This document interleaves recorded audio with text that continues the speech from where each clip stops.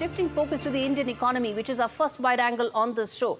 India has been the fastest growing economies in the last few years, aspires to be a $7 trillion economy in the next couple of years and is almost on track.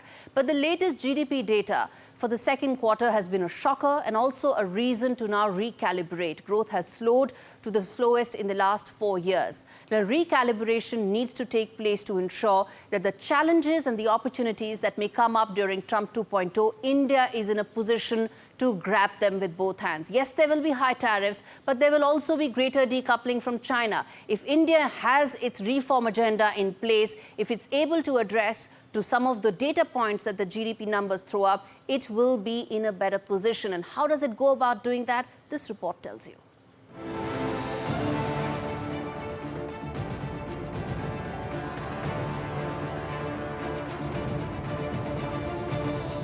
Riding on the wave of world-beating 8.2% growth last year to a below expectations growth rate of just 5.4%, the growth outlook for India has suddenly sombered.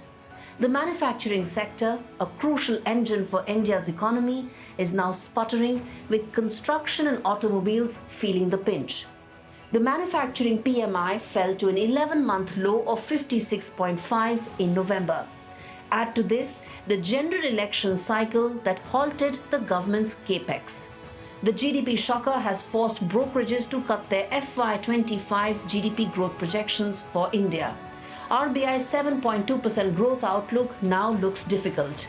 Most analysts now expect the full-year growth to be around 6%. But perhaps the most worrying statistic is the fall in real wage growth and declining urban consumption, reflected in the results of FMCG companies. This also tells what exactly the government needs to do.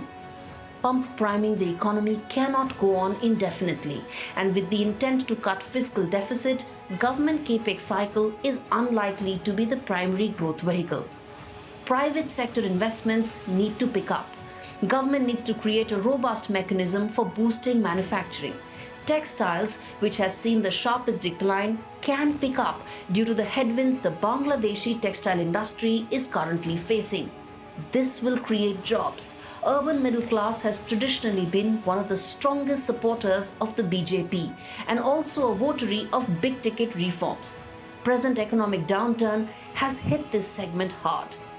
The question remains, will this slowdown be like the 2019 one, before COVID set in? Or will the government be able to arrest this with a mix of reforms and rate cuts?